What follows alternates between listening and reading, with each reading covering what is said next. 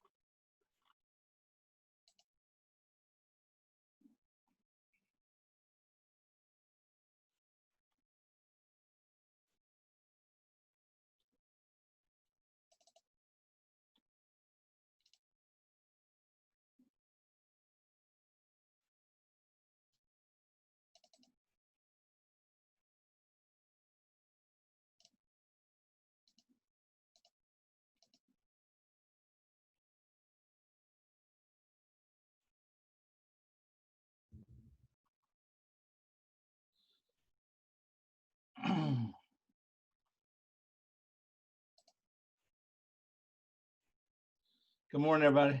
How's everybody? All right, man. Everybody tired as I am? I had Zoom meetings from 7 o'clock to about 10 last night, so I'm about zoomed out. We got all kind of upheaval going on in Northwest. We're trying to figure out what we're going to do this fall with the COVID funtopia. Mr. Robinson, your camera's not on. All right, thanks. All right, is that better? Let's see, am I working now? There it comes.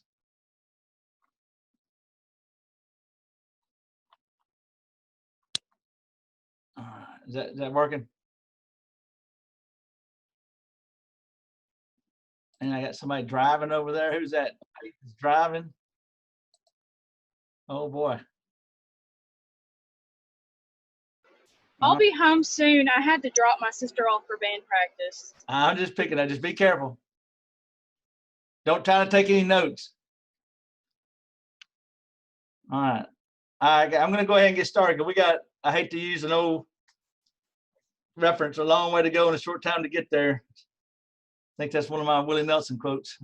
But anyway, all right, here's our plan today. Let's just take a quick review of where we got to go.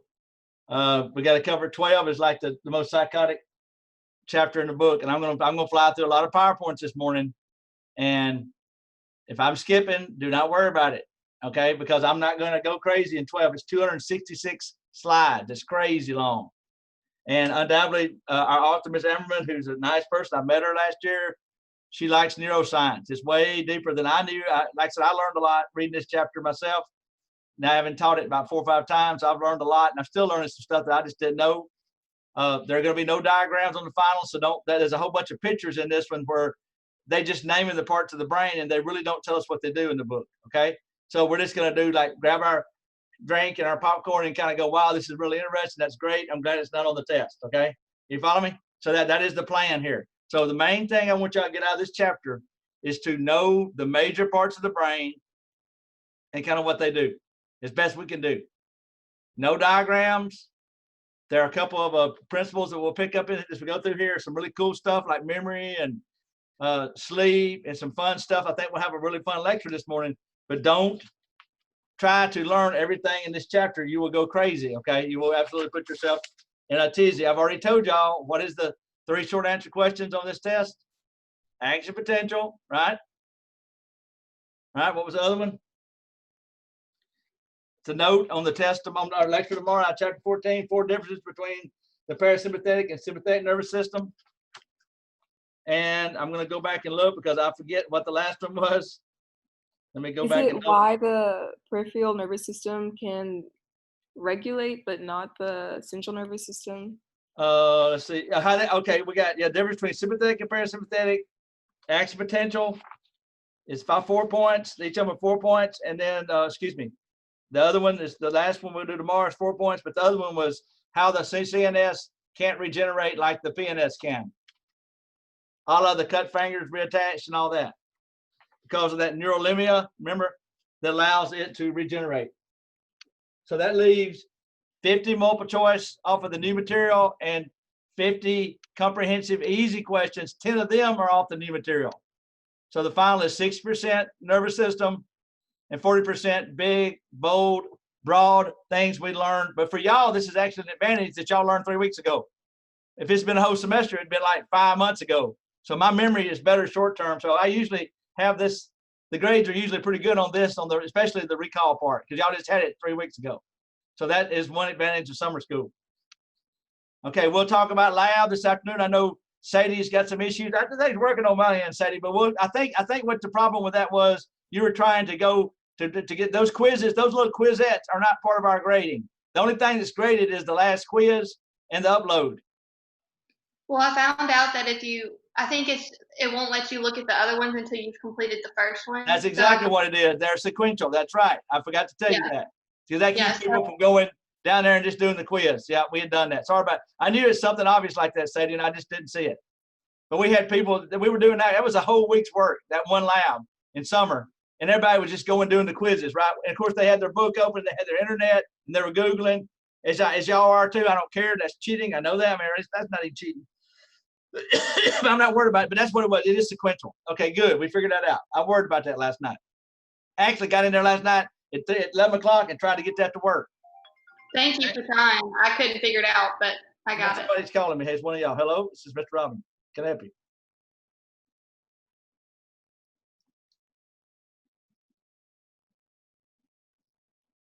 I'm actually in a Zoom class right now. Can you call me back and just call me back later? I got a class right now.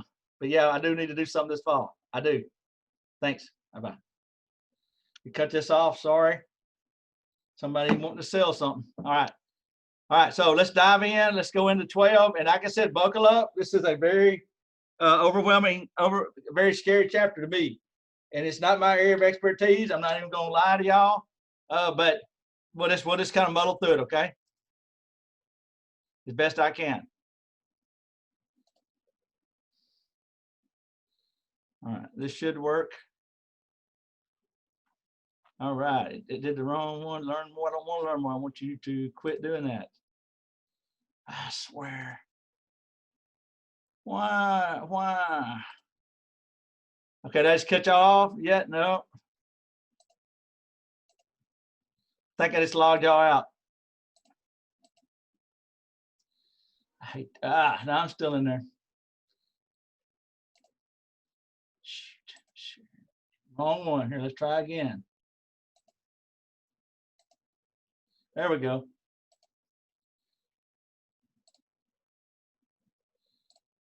Can y'all see that? Y'all see the PowerPoint? Okay, thanks. I'm trying to find y'all now. Here we go.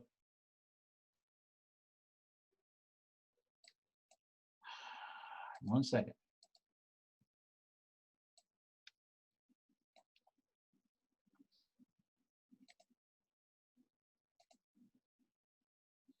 It's not what I wanted.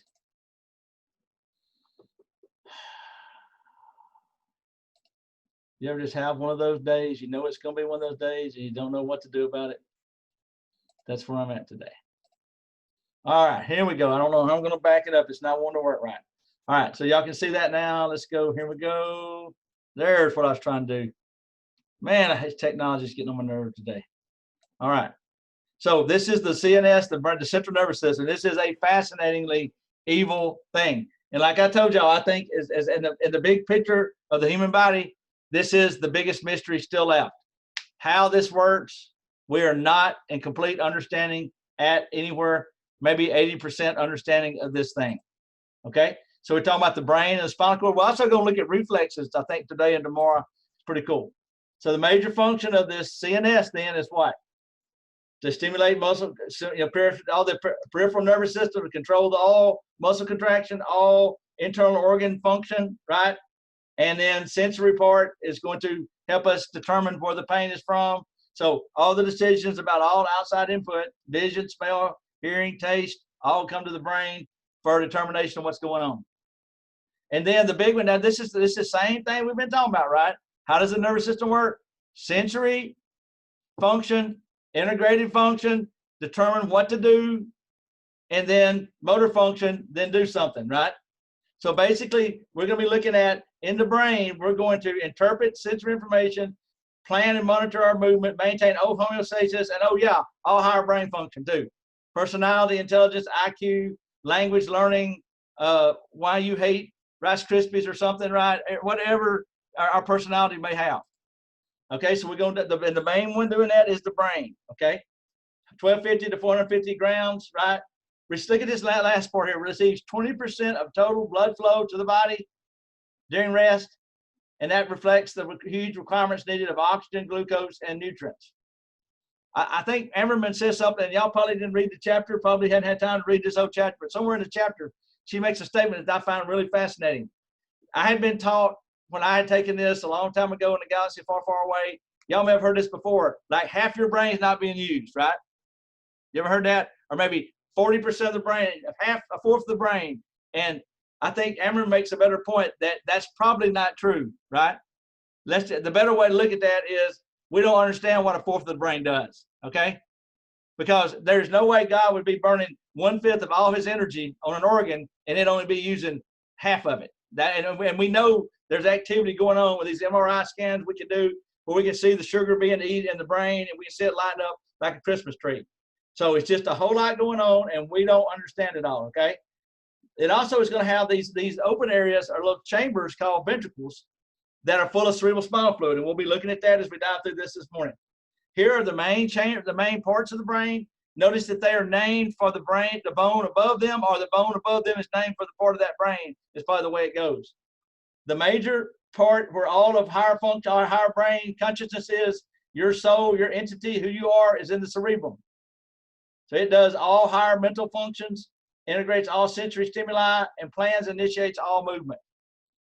The Arizona Congress lady whose husband was an astronaut, well, it was about 8-10 years ago, she was having a town meeting, and she's a Democrat, and Republican. It's real contested out there in Arizona, and somebody pulled a gun out and killed like 3 of her constituents and shot her through the head, through her cerebrum. Come to find out, it was her dominant hemisphere. And I'm not a big Republican or Democrat. I think both of them is part of the problem in our country. But I do have a lot of respect for her because she resigned from Congress because she was unable to speak or to communicate. And she is now able to speak now. So she's making a comeback. But a terrible thing. And there was even a child killed that day at that shooting, a 5-year-old that came to hear her speak. So some craziness and some terrible things. May you never have your cerebrum damaged. Okay? Now look at that brain stem. See the part that's kind of 3D over here that's lit up? This is the brain stem. And I can tell you right off the bat, guess what it does? It maintains homeostasis. This is the part that keeps you alive, breathing rate, heart rate, all the electrolytes, it's got to be right, all these little homeostatic mechanisms. So think of that brain stem as what keeps you alive, but who you are is out here in the cerebrum. Okay? There was a case about 10-15 years ago of a woman in her pregnancy in Chicago, and they did a CAT scan, MRI, whatever, sonogram at 5 months, and the child had no cerebrum. The doctors told her she should have and this is one of those fringe biology things I want y'all to think about, because if y'all get nothing out of my class, I want y'all to remember that everything is not cut and dry. I wish the world was so easy as cowboys and Indians, right? Okay, or Democrat, Republican. But here's a real serious gray area. Check this one out. The child had no cerebrum. It had no personality. And I don't think it had a soul. Okay?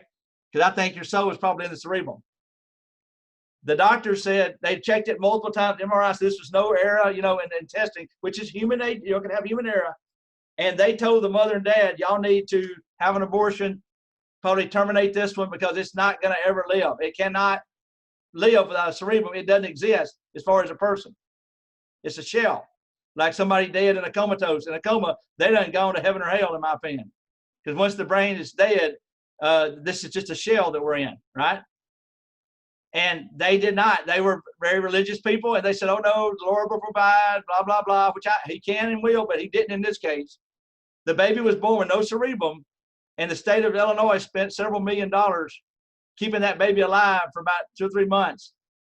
And then they got attached to it. And after the baby died, after they took it off the respirator, they sued the hospital for unusual punishment. Yeah, Megan, because of the trauma that they put on them by not making them abort that baby at 5 months. I think a stick should be taken to them possibly too, but also I can't imagine what they're feeling. I mean, but the child did not, I mean, it had no cerebrum, okay? And I'll give a couple more today just because I want y'all to be in awe of the brain. I have several others that are just fascinating to me. That diencephalon is another name for the brain stem. Look at that. Processes, integrates, and relays information, maintains homeostasis. That's what I just said. And regulates biological rhythms. Here's another bad one. John F. Kennedy, 1962, shot, Dallas.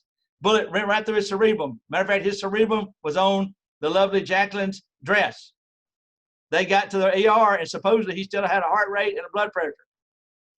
He dead now. All his memories with his affair with Marilyn Monroe are on the streets of Dallas, right? He dead. But yet his body was still alive for a little while, okay?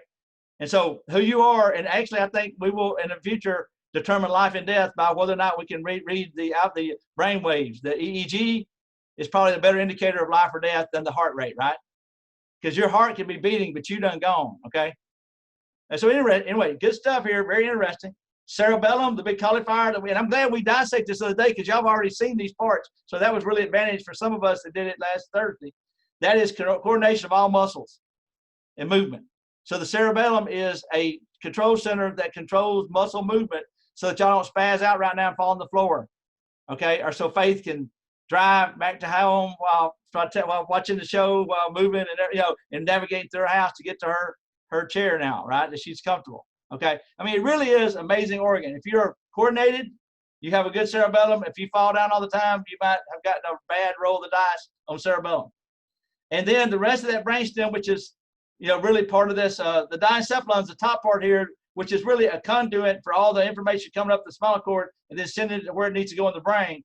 But down here, once again, homeostasis in the brainstem, reflexes, motor movement, and integration all relays information up to the brain. So remember, everything from the spinal cord is going to come up here, and this is like fiber optic cables going to all the parts of your brain. Now we have mapped some of the cerebrum. We'll talk about that, but I'm not going to make you label that on a test or anything. Okay, pretty fascinating. Okay, there are lobes here. We have 5 lobes, and once again, this is repeating the picture we just looked at. So I'm going to skip through this. This is exactly what I just read to y'all. The cerebellum has a left and right hemisphere, so does the cerebrum. And the brainstem, we already saw what that did. Okay, so once again, same picture, a lot of repeat in this PowerPoint, and I just never updated it. So y'all forgive me, let's repeat.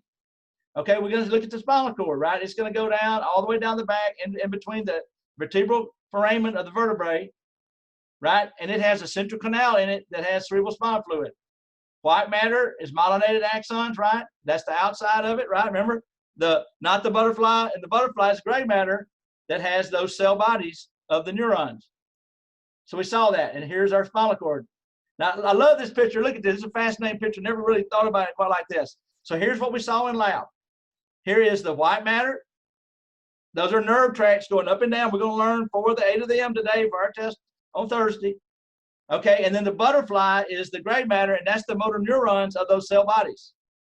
Now look as you go to the brain. When your brain flips, the gray matter is the outside of the brain. These are where your neurons are, and this gray matter that I'm touching with the pointer. And the white matter are all the nerve tracts coming up the spinal cord. So everybody get this visual difference? The spinal cord has the motor neurons in the middle forming the butterfly, and the nerve tracts are on the outside. These are axon nerve tracts. But when it goes into the brain, the cell bodies of the neurons are on the outside of this. Think of the brain as a water balloon with a very thick plastic of the balloon part, right? That is where the cell bodies are, and all the water is where all the wiring is. I always thought about, like, if you ever open up the back of looked at the back of a TV with all the wiring coming out, or the computer where all the electrical wirings come in, right? You ever popped open on a computer? A lot of bundles of conduits of electrical wire. That is what I see in this cerebral white matter. These are all the axons going to all the parts of the brain. Okay? So I think really electrical wiring is a good way to think of axons today. Everybody see that? Isn't it cool? Is everybody cool with this picture? It's just, to me, fascinating how God designed this. Okay, once again. All right. So a little bit about, there doesn't seem to be a lot of resistance between male and female brain, right? There've been a lot of research. They were hoping they could look at a brain and tell sexual orientation, right, on some of that.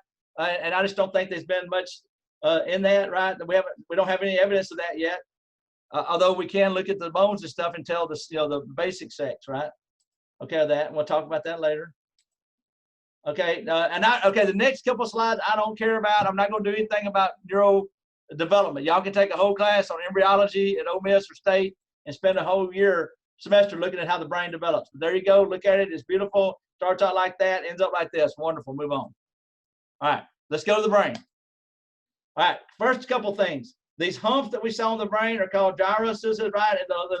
And the indentions or valleys are sulcus. Okay, and so those are weird. It has that little weird. I'm glad we looked at it. Well, y'all gonna look at it, I think, in Philip's lab today, and you're gonna see it. And I want you to feel that brain too, because this is exactly how your brain feels. It's actually a little more pickled or more preserved than our brain would really be. Okay, although I will tell you the bucket that we're using is kind of old, and I think one of y'all were playing with it, right? And after you hold it about 2 or 3 minutes, it almost starts to decompose, right? So we did have a little bit of a smushiness, okay? So it's not something you want to play around with. You don't want to take your cerebrum and bounce it around. Probably a bad move, and I just screwed up there. Oh, way to go, Robin. How did I do that? That was great.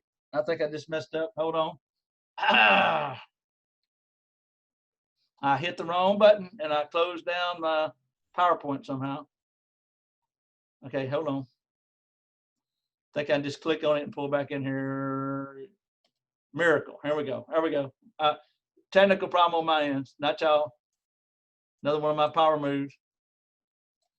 Got to keep my pointer on the button. The big groove between the cerebrums are fissures, right? And the big one is the longitudinal fissure. And this is what we saw in lab, right? We saw this, right? And look, here's the frontal lobe, parietal lobes, and occipital lobe, okay? We're going to see in just a few minutes that the occipital lobe is pretty much vision. So if you've ever been hit in the back of your head, maybe your wife or you hit your husband with a frying pan and his TV, and then that TV screen went crazy. Parietal lobe is the top of the head here, and on the sides here we have hearing, and then the frontal lobe is a lot of personality and learning and speech and all that kind of stuff. We'll see some more of that in a minute. All right, here are real quickly the lobes: frontal, parietal, temporal, occipital. And temporal is hearing, so this is really involved in hearing. So a lot of these make a lot of sense as to what they do. And we got very quickly, and we're going to look at these, and they may be a matching, but not a big. I mean, it's like, what does frontal lobe do? Planning, executing movement, complex mental behavior, consequences of your actions, and personality. How many of y'all know people who have no concept of consequences of their action? Y'all know people like this? Yeah, I think I dated a couple of them. They have something wrong with their frontal lobe, and they got no idea that they're doing something stupid, or it's not connecting to them. But behavior, personality, fascinating in that frontal lobe. And that is, once again, that's all we got there. I mean, people probably spend their whole life trying to figure out little pieces of it. Parietal lobe is mainly processing and integrating sensory information and then putting it into the attention of the cerebrum, of your personality, of you, bringing it to you. So that cerebrum is all about processing sensory information coming in from the spinal cord and the eye and the ear, and et cetera, et cetera. Temporal lobes, hearing, language, memory, and emotion. Now look at this. And everybody in this room knows that music will make you cry, it'll make you smile, it'll make you laugh, right? So there is actual brain evidence to music and emotion and memory. So I could probably play some old song that you may remember your dad played, and you'll start crying or something, right? So the memory and music has a lot going on there, some weird stuff there. Occipital lobe is vision, like I just said, the back of the brain is vision.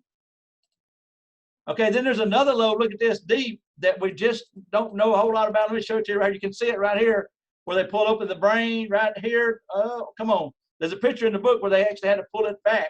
And I thought it was in here. Do y'all have it in the book? It's up under here. They take a blade and just push this back. So there's a deep layer called insula. I thought it was on that picture. Here it is. There it is. Sorry. So here it is. I knew I had a picture in here. And this one plays a role in taste and internal visceral organ control. Another random one here. So there's a deep lobe there called this insula, I-N-S-U-L-A, and I may be pronouncing it wrong. Okay. Now, Going back to the brain, that's gray matter. Now remember, gray matter are motor neurons, right? So think of this one more time. Your cerebrum, the brain, is like a water balloon full of cerebral spinal fluid, but imagine the plastic being real thick. And that is where your neurons, they're on the outside of the brain. And all that wiring is in the inside. Okay? And she's just talking through that. And these are like, this is part, I'm not going to put on the test, but look at all these association areas that are in that cerebrum. Look at this. Areas that we now know do planning and execute movement. On and on. Okay, now here are just a couple of them. Look, and I'm not going to put this on. This is that moment where I told you just to look at it and go, wow, you know, praise the Lord. It's amazing. I mean that. I'm not being sacrilegious. That's amazing to me. I think it's a crazy amazing. But look at this. Frontal eye field. This is vision up here. Brocaeo is speech. If you have a tumor here, you lose ability to speak. So children who have lots of speech disabilities are found to have errors or tumors in this part of their brain. Primary auditory complex, the temporal lobe, association center. Wernicke says understanding words and hearing language. Language is in here.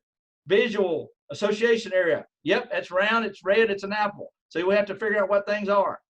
Okay, now let me show you the part here. I'm going to go ahead and show you cray, okay? So hold on, I'm going to do something. I'm going to probably mess up here. But I'm going to flip through a bunch of slides. I want to show you something crazy. All right, and this took me like years to understand this. But take a look. Can everybody see this blue area? Okay, now this is the left hemisphere. There would be a mirror image of this, what? On the other half, right, for the right side. So right here, this primary somatosensory complex. Now, I'm going to show you this. Now, bear with me. I'm going to probably, I shouldn't do this. It's probably against the law, but bear with me. I'm going to show you all this. This is crazy. We're going to blow through a bunch. This is a lot, crazy number of slides that you don't need to know. But I want you to get a big concept here, because this blows my mind. Just bear with me. I shouldn't do this. I'm probably going to give somebody a seizure, no doubt. But I want to jump ahead and show you something crazy. Just laying some groundwork. Yes, my finger's getting tired. 300 slides. I should have already picked it out and moved it over. Those are nerve tracks. We're going to learn these nerve tracks. We're going to do it. Okay, look at this. If you take this right here and cut it out, this is the left, and the mirror image will be on the right. Now, the left side of your body comes to the right cerebrum. The right side comes to the left. This animal or whatever, this blowed up human, represents the number of neurons for that part of that body that are in this little somatic sensory area of the parietal lobe. If I grab you by the throat, somebody does it, and I like Mr. Foreman, who was killed by that cop, this part of his brain felt that knee in his throat. This is the part of the brain where that sensation goes. Now look how God mapped this. Tongue, teeth, chin, lips, face, nose, eyes, fingers, hands, forearm. Now we're going to go down that fold, down the other side. We're at the top right here, like right up here. Forearm, arm, shoulder, head, neck, hip, leg, foot, toes, grab somebody's genitals. That's deep inside. This is where you feel it on the right side of your body, and the mirror image is on the left. So what do we have the most neurons for in our head? Hand movement, face, tongue, speech, and then the rest are pretty evenly, that's a pretty normal body. So this is a distorted caricature showing you the bigger parts have more neurons in the brain for that sensation. Is that not the craziest thing I've ever seen? And we have mapped this, okay? Let me tell you what I seen one time. This is about 10 years ago. I'm watching Discovery Channel, and they got this girl laying in like a dentist chair, and they got a helmet on her with maybe 50 needles poking into her brain. Not going through, but these are electric probes, and they're shocking different parts of this. And my girls are like 15 and 10, and I'm watching this, and all of a sudden they hit a button, and this woman goes, and I went, oh my gosh, this is dirty, because I'm a boy, so I make the girls clear the room, make them go to their bedrooms. I turn the volume up real loud, and then they hit again, and she moans again, and I'm like, oh my gosh, I want to sell these helmets, right? We can make a lot of money with this, right? And they said, what do you feel, Mrs. Smith? And she goes, vanilla ice cream. They had found vanilla ice cream right here on her tongue. Do y'all remember Blockbuster Video? When everybody, when I was a kid, I was y'all's age, a great Friday night would be a hot date, and you watched a movie together. You rent a movie. In the future, you're going to rent an experience. Disney World, COVID-free. We put a helmet on and we just fire you, play your brain like a keyboard, and we insert that memory into you. A la Arnold Schwarzenegger movie Total Recall. A&P 1 will just be like the Matrix. Just pop it in. Okay? Zachary might go back in the old days. If you were old enough, you could go back in the back of Blockbuster and get the R-rated movies, right? So Zachary might want to get him an R-rated movie where he makes out with some smoking hot girl while doing Splash Mountain at Disney World, right? And that costs a little extra, right? And I don't even think he's sinning, right? Because he ain't touched nobody. He just had a helmet on. But how does that affect you? I think some of the violence we're seeing out there, y'all, has to do with all these video games we've been playing for 20 years. I think we have cheapened life because how many of us hadn't walked into the, I've been in the D-Day invasion and killed hundreds of Nazis myself, right? I'm just telling you that what we put into our brain pollutes us sometimes, and it can distort our reality, right? Is that not a scary thought? But I'm telling you, that girl getting ice cream tells me that someday we will be able to implant things into your brain. No doubt about it. Okay, now watch this. This next part's crazy. Now, the red part right in front of that, I'm going to flip a little bit farther, is where all the motor functions begin. Now watch this. I'm going to go on to this. And then we'll blow through this. Now look at this. That's right in front of it, okay, still in the frontal lobe, right in front of it. And now that is where the origin of all movements in your body start. So if you move your throat, it's right over here.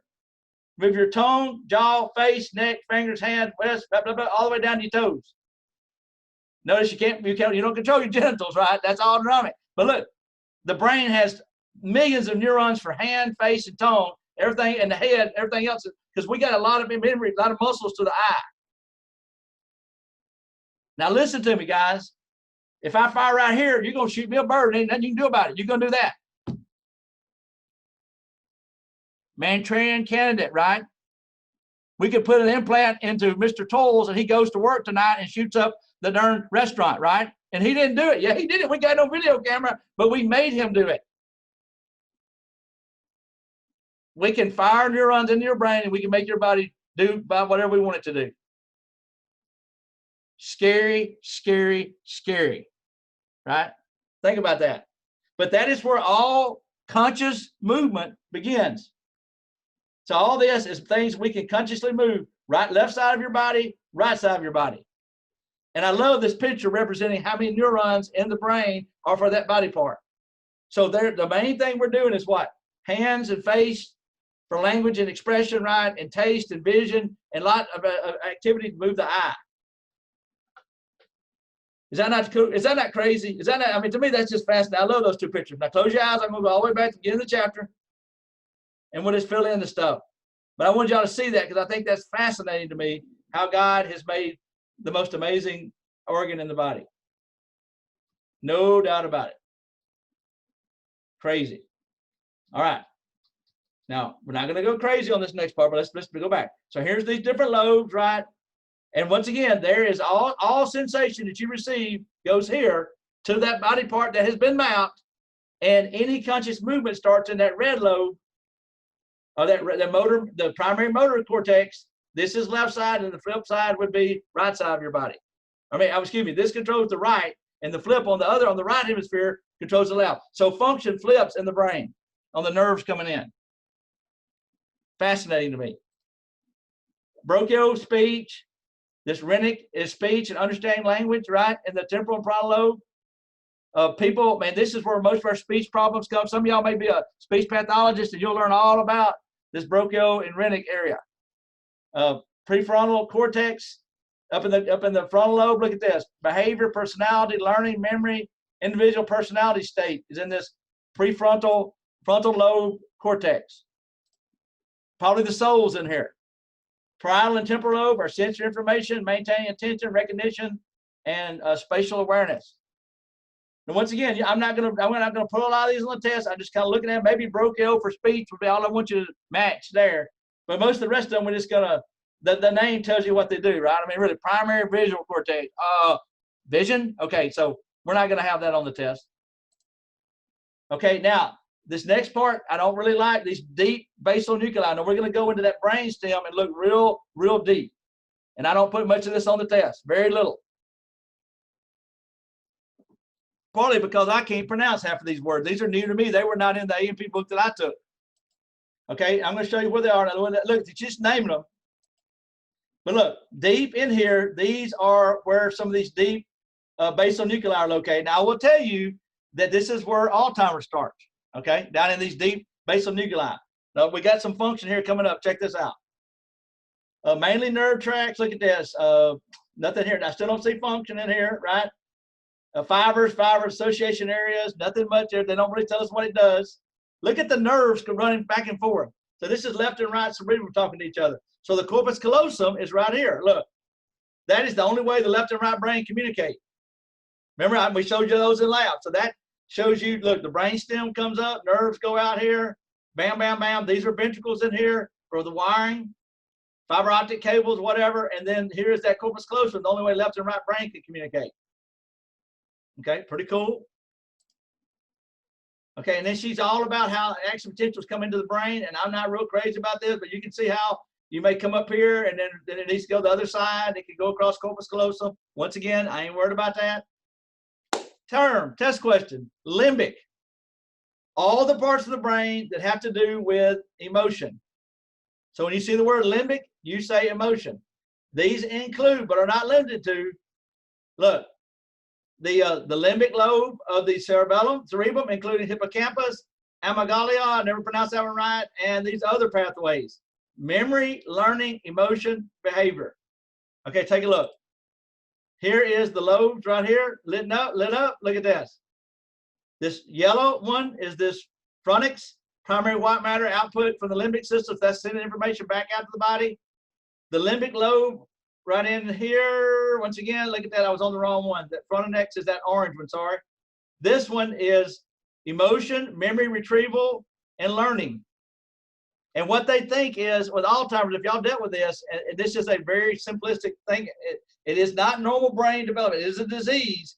And think of all your memory as a candle, okay? And it starts at your most recent memory and burns them.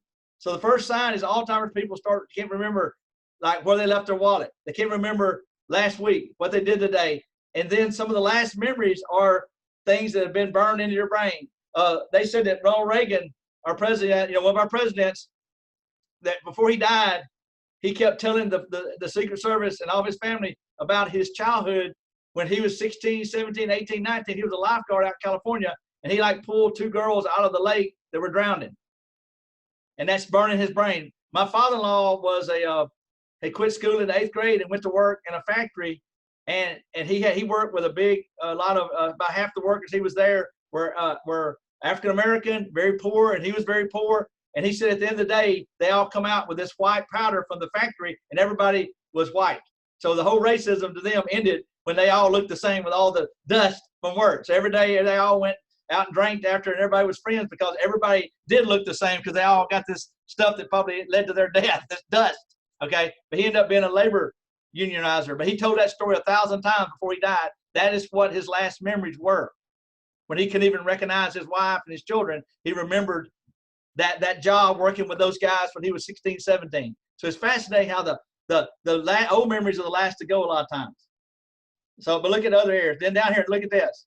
The hippocampus, learning and memory, and this is where Alzheimer's starts. And then look, I love this one. How many of y'all like scary movies? Okay, I'm not a big fan. I can watch it as long as they have some kind of superpower. If the alien has a superpower, I love it. But if it's just Bubba being crazy, I got real problems with that. Because I had a friend of mine, one of my sister, 4 years younger than me, her best friend, no joke, her senior year that summer, she was going to go be a nurse. And I actually dated the girl a little bit, or at least tried to, some. She got up one morning in July and went jogging and never came back. This is in Tupelo in 1986. And it was the first terrible murder in Tupelo that anybody had ever seen. They found her that afternoon in a creek, stabbed 60 times and raped, dead. And I remember going to her funeral thinking, whoever did this is here. And about a week or two, they found that one of her brother's friends on his softball team had broke up with his girlfriend that night, was drunk, and was driving around, and she was jogging that morning, and he asked her to get in the car with him to go talked to him, and then he tied her up and raped her and killed her. And they found a bloody car mats in his washer and dryer, his washing machine at home, as he was trying to clean the evidence. And they did not read him his rights. He was found guilty and sentenced to death. It was all white on white, so there was no racial stuff. It was all white on white. They had a 15-minute trial and put him right to the death penalty. And my first year teaching here in Northwest, some 20 years later, they retried it in Senatobia, and they had lost the evidence of the rape, and they had to give him just life in prison. To get a death penalty in Mississippi, you have to do two things. You have to kill somebody while robbing the bank, or rape them while killing and then killing them. So the death penalty, you have to do two bad things in Mississippi to get the death penalty. And since they had lost the rape kit, and they didn't have DNA back then they could only try him for murder. And I went to the trial because I wanted to see what was going on and see her family, because I was living here in town now. And I will tell you, that is a weird feeling. Some of y'all probably have been in jail. I hope you haven't been to court a lot. I'd never been to court, but I didn't know where to sit. So I went up and sat on the front left, and that's where they brought him out. And I'll never forget them bringing him out. He weighed about 150 pounds, and he got death penalty. He weighed 230 15 years later. And that really bothered me, that he got to get fat on death row while my friend is dead pushing up daisies. And it took me about 20 years to where I would have very clearly killed him if the state of Mississippi would have asked me to. But today I have evolved to where I did not want him to die. He actually died last year in prison. He never got out. But he never admitted his murder of my friend. So, but those are things. Look, fear is down here. Fear. So when you see a scary movie, you go watch Friday the 13th or some slasher movie, this is the fear part of the brain. And a lot of people have trouble controlling their fear. A lot of people are having COVID-19 fear, right? A lot of people are having issues. And it's right here in this AMYGDALA, and I don't even know if I pronounce it right. Okay? Now this is the top of the diencephalon. Remember, it's that top of the brain stem. And here are real famous parts we saw in lab. Thalamus, hypothalamus are two big ones. Look at this. The thalamus is the main, I'm trying to think here. Think of this as the main inflow of information in the brain. And here it is segregated out into wires that go to the different parts. So this is the main terminal for information coming in the spinal cord. Now take a look. This is some of the worst pictures in the book. But here's trying to show it here. Let me find the half brain. I think you'll see it a little bit better. Look at this. Let me get a picture of a brain. Still don't like this picture, but look. Here is the thalamus right there. So all the information coming in, and here is like, think of this as Grand Central Station with different railroad tracks coming out. That's where all the information is then sent to the cerebellum and cerebellum. So this is where the main separation of all the nerves coming into the spinal cord then is going to spur off and go into the different parts. Now, look at this bad little picture here, but look, right below it is the hypothalamus, which is real important. We're going to talk about it in just a minute. It's connected to the pituitary gland that sits in the crista tertia, right? And so this is the pituitary gland that makes 8 hormones that controls a lot of the body, connected to the hypothalamus. Now the hypothalamus, how many of y'all have had psychology yet? Y'all had psychology yet in college? Okay, Nancy has. Okay, Jasmine. Y'all remember every book has the story about the guy that had the rail run through the rod through his head? That Genghis guy, whatever the guy's name is, I forget. Well, this is one of the fundamental stories in every psychology book. But back in the 1850s, when they were building the railroad tracks out west, this foreman, who was a very good Christian man, very good father, good husband, just pillar of the earth. He's the foreman, and they're packing dynamite in with a rod into this rock. They're going to blow a hole for a cave, and a fight breaks out. He goes there to break the fight out, and somebody lit that thing without pulling the rod out, and it shot this rod think of this as like a size of your thumb, 5 foot long, and it shot it through count, and it went right into his head like this. They pulled it out, and he didn't die, but he became a complete lunatic. His wife left him. He lost his job. He lost everything. He cried one minute and was ready to fight the next. And when he died and they did an autopsy, the rod went right through his hypothalamus. So in 1850, they took a picture of the brain, and guess what they wrote right here? Emotion. Now, guys, let me tell you the sad part of brain neurology, of the history of the brain. How do you think we learned what this part does? When somebody can't smell and they die, and we find a tumor in the smell area. So most of this is terrible, terrible things happen to people. And even the Germans did research on the Jewish people and all the non-white folk, And they learned a lot of brain research by doing terrible things, removing parts of the brain to see what it does. And when we liberated those concentration camps, we had two choices. We could burn all this, or we could, hey man, might as well learn something. So they let that out. So a lot of what we know has been trial and error on terrible, immoral things that was done to people, FYI. But is that not crazy? So this is considered the seat of homeostasis. And this is, but now, when I first took this, we said limbic was here. What we now know is emotion is about all of them, right? It's pieces of all of them. And so what God has done here, he did not give one spot and say, this is all emotion right here. He spread it out, or she spread it out, so we can have multifunctioning parts of the brain, in my opinion. Okay? Now we'll back up a little bit, and you'll see that it just pretty much says what I just said. That is the receives information from the basal nuclei and the cerebellum, sends information out to the body, and also information coming in goes this way. Arousal, consciousness, responsiveness, excitability. So being conscious is in that thalamus. So if you're in a coma, then you have a damaged thalamus or brain stem. Okay? Hypothalamus, look, regulates all autonomic nervous system, sleep, weight cycle, thirst, hunger, body temperature, and emotions.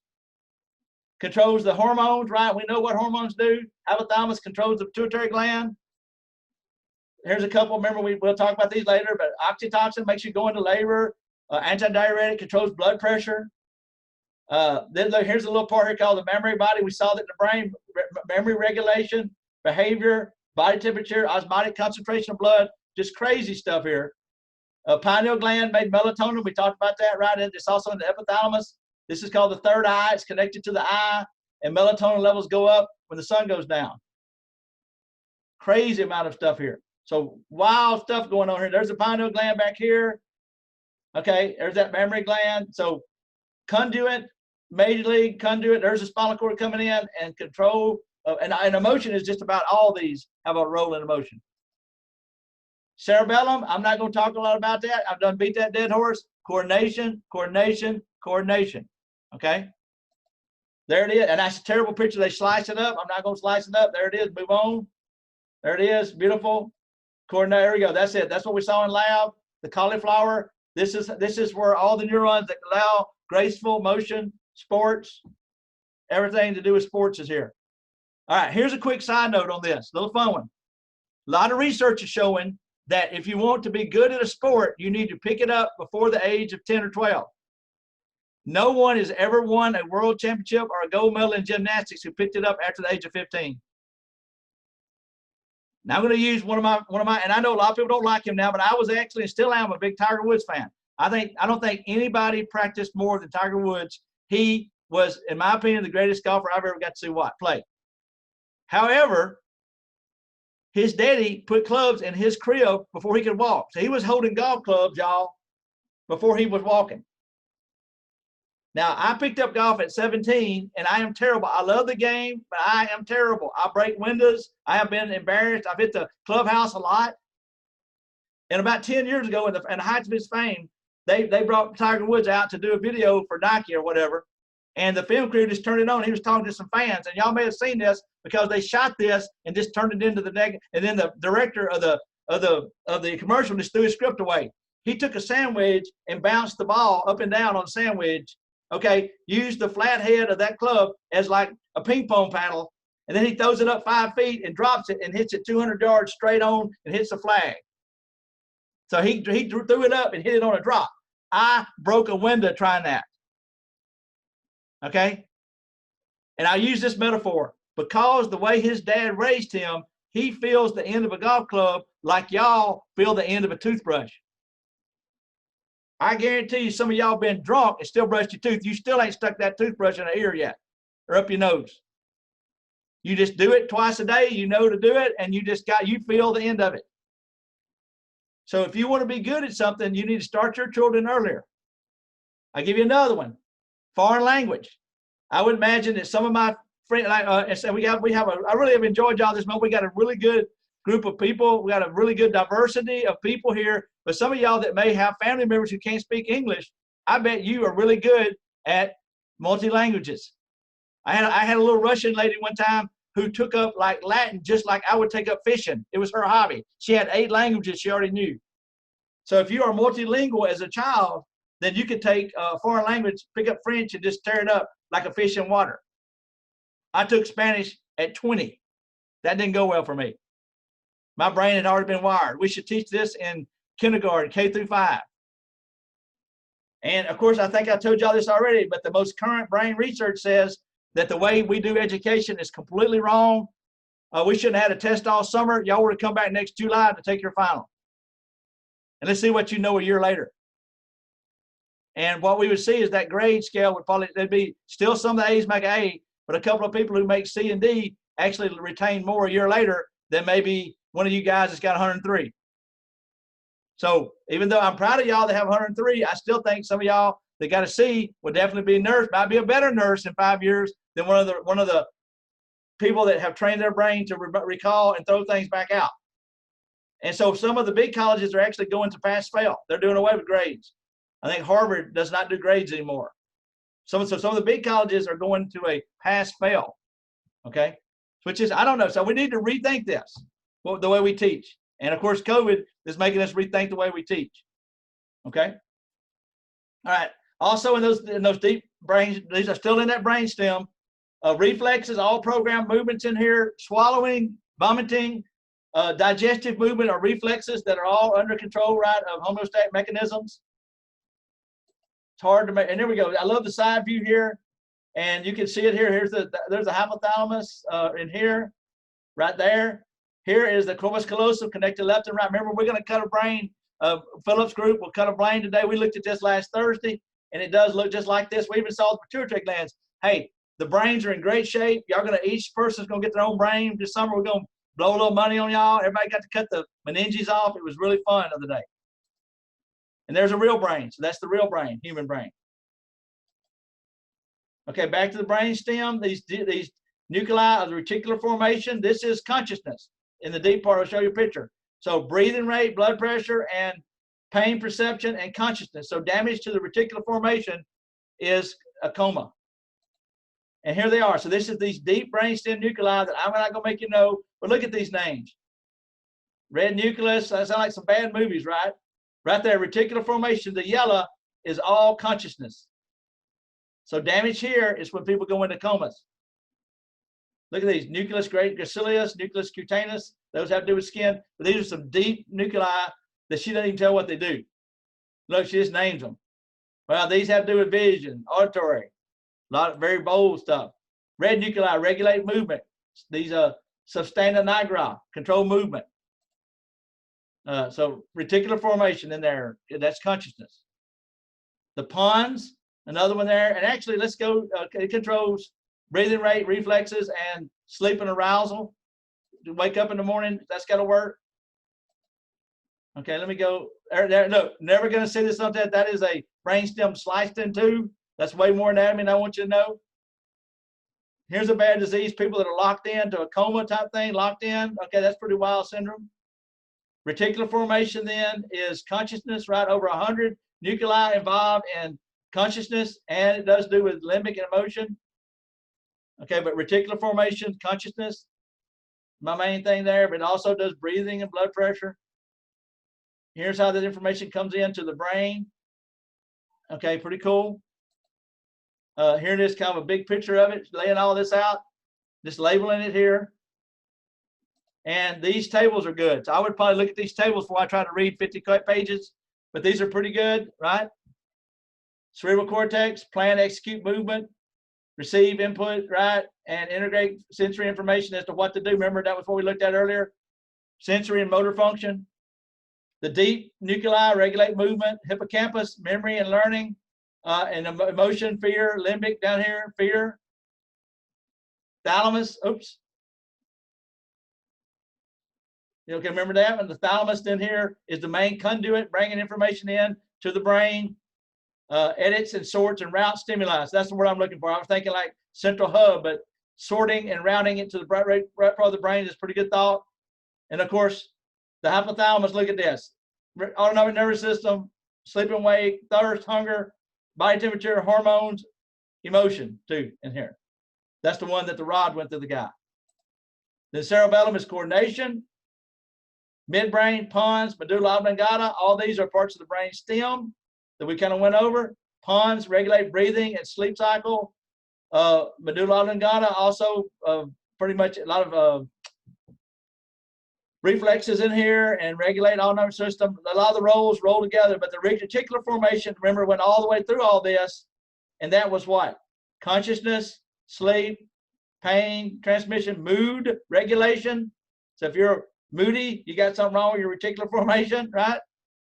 And then homeostasis. And a lot of that overlaps, as you can tell. So God was not real clear about this because I think he or she wanted crossover. So if one of these got hurt, you would still be able to regulate mood. Okay? So think of it as a team of like 100 people, and everybody has multitasks that overlap each other. So it's not as clear as some of our lower level books would say, well, we have a real crisp answer for like cerebellum, coordination. I wish I had one word to define all the brain, but I don't, because it doesn't work that way. Okay, and I'm not going to go into, but look at all the homeostasis stuff. Y'all know about this. It's a tremendous amount. Hormones being involved, right? All these different parts. I mean, I'm just going to skip through this. It goes on and on. Blood pressure, respiratory rate, body temperature. All these are controlled with pyrogens. Remember, those are chemicals that raise your temperature. Temperature kills bacteria. Bacteria don't live good in high temperature. Antipyretics include acetaminophen and aspirin, so they lower temperature. Sleep. Wow, this is big. We're going to talk a little about that. So that's reversible and normal suspension of conscious behavior, of consciousness. I think one of the great mysteries in the brain is why do we sleep? All right, here's some cool research on sleep. They put rats on a wheel and don't let them sleep, and they die in a week with plenty of food and water. They did some studies back in the 70s where they kept some college kids awake, and after about 4 days, they started forgetting who they were and started going crazy, so they stopped the research. So sleep appears to be something that the brain needs. And I'm not saying you need to stay alive, but I think we might. Okay, and then, so it's a reversible suspension of consciousness. Okay, that we need. It appears we need to do. Now, here's what the scientists say. Listen to this: those who get no sleep die first. If you're getting 3 or 4 hours a night, you're going to die first, statistically. The second group are those who sleep 13, 14 hours a day. Some of you people that sleep all the time, y'all the second to go. Okay, and most research says that you really need about 6 hours of sleep. So we're probably overdoing it a little bit. So 6 to 8 is probably what you need. But those who get no sleep die first. Those who get way too much die second. And I go to bed about midnight and get up about 6:30 every day. So I get about 6 hours, 12:30 to 6:30. But I know a lot of y'all vary on that quite a bit. Okay, which brings us to another interesting thought in sleeping. Okay, look at this. It cycles. I think we're going to go through these cycles here in a minute. It's coming up later. Okay, but here is the melatonin is produced by the sun going down, right? That makes us feel sleepy. And we can look at EEG, which are the electroencephalograms, and we can tell if you are brain dead or not. Take a look. And they need to update this because this is not a real good picture. But here are the stages of sleep overlapping the different waves in the EEG. So what you do is you would have 60 hours of sleep, deep sleep, and then you have about, what is that, about 20 minutes of 25 minutes or maybe 20 minutes of what's called REM. And this is rapid eye movement, so your eyes are popping. And y'all seen this with the dogs and cats. The dog will be kicking and stuff in his sleep. Okay, and then it repeats itself. So you go through cycles of this. Like every hour you cycle through these. Now look, when you're awake with your eyes, let me see here, awake, you produce these beta waves. So on EEG, we see beta waves when you're awake. If you close your eyes, we get I think the wave goes down. Then in stage 1, we see theta waves of the brain. In stage 2, the theta waves slow down. And by stage 3 sleep, these theta waves are very, very low. And then stage 4, we get what are called delta waves, which you only see here. And then REM pattern resemble beta waves popping up. Now, this is the only place we dream is in REM. Which brings to me to one of my favorite questions today. Why do we dream? Now, I can understand that the brain just needs to take a break, and that's sleeping at night. But during sleep, for some reason, we dream. And that is not known why. Okay, now, one of my best friends, when he went to medical school at UT, they had a guest speaker come in, and it was the man who was considered the greatest neurologist alive. He's probably understands the brain more than any other human on earth. And he came and spoke, and they actually canceled all their classes. The guy comes in, and he was like a 50-year-old dude. And he gets up, and this is the story. I'm going to steal his opening speech because it relates to sleep and dreaming. And he said that, and he was kind of bragging. He said, I probably know more about the brain than anybody else. I mean, me and he named two other people that are probably the world's authority on how the brain works. And he goes, I still can't draw grandmama's biscuits on the board with chalk. But he said, I have a recurring nightmare that I lived out this week when I went to my son's 7th grade and spoke to his 7th grader, like the whole school. See, I have a PowerPoint of brain autopsy pictures, and I talk about all the things we know about the brain. But I never, ever mention the one thing I'm scared will be asked. And that is, what is a dream? He said at the end of that speech, this little boy runs over, grabs a microphone, and says, hey, smarty pants, Mr. Know-it-all about the brain. And then he asked me the one question I dread most. What's a dream? And he said, I don't have a good answer, but here's his answer, and don't make it dirty. You're making it dirty if you see this dirty. It is the brain playing with itself. So you take fantasy. I went to a Cowboys game one year, and now I'm robbing Dak Robinson, and now I'm the starting quarterback for the Cowboys. And so we mix reality with fantasy and live out a dream in our mind. Now, how many of y'all dream in color? Raise your hand. Okay, I dream in color. How many dream in surround sound, Dolby surround sound? Okay, how many of y'all have ever been chased by an animal in the woods? Like everybody. Okay, who didn't have their clothes on during that? Okay, thank you. Me and Faith, thank you. Okay, all right. But yeah, but how many of y'all fell from a plane? Yeah, those are common dreams. How many of y'all hit the ground and got up? So you do not die when you hit the ground. I got up one time, reloaded my clip, and kept shooting the enemy. You know, in that dream. A lot of people, Freud thought it, some of the great psychologists think it has to do with, tells you about what you really want to do. But this guy really thought it was fun because it is a mix of fantasy and reality. But he did say this, he doesn't know what they mean, but if you want to learn about dreams, you need a notepad next to your bed. So when you wake up with that dream, write it down because it's only short-term memory. Because if you have a dream, a good dream or something, that you don't write it down or really put it to long-term memory, then almost all the dreams will fade away by the time you wake up. So you might want to he keeps a little notepad, and when he has a nightmare, he writes it down, or he has a good dream, he writes it down. But these are the patterns of sleep. Oh, have you ever just been in foul mood all day for no reason? You got woke up in REM, is what they say. So how many of y'all crashed on Saturday before and sleep to 2 or 3 o'clock on Saturday? You know you girls have done that. You're catching up on your REM. So there's a lot of truth to that. So if you run real hard like y'all doing this week, then Friday morning or Saturday is okay to crash, okay? That's normal, okay? It's just not normal to do it every day like my daughter. Okay, stupor, diminished level of cortical activity, partial arousal. Coma is unarousable, unconscious state, usually damage to the reticular activating system. Okay, pretty cool. The EEG shows no alpha, beta, delta, none of the 4 waves can be seen. So if you have no EEG waves, then you are brain dead. You've gone to the next life. There is a persistent vegetative state where people have, cannot conscious at all, they cannot ever come out of it. And then brain dead is that there's no EEG activity. Y'all may have saw this about 8 or 10 years ago. It's a big deal. It was like the story of the week one summer. But this gentleman, like 30-year-old couple, happily married, the woman has a massive stroke. They get her to the hospital, and she is in this state right here, a persistent vegetative state. She stays in that nursing home, completely breaks them. And after 7 years, he comes see her every day for 7 years. He got looking at that nurse and thought, Megan's starting to look cute there. That's one of the nurses on the ward. And so he asked her out, even though he's still married to this woman who had been brain dead for 7 years. And they fell in love and decided to get married. And so he decided to divorce his wife in the coma. But in the meantime, he decided to stop taking her feeding tube out.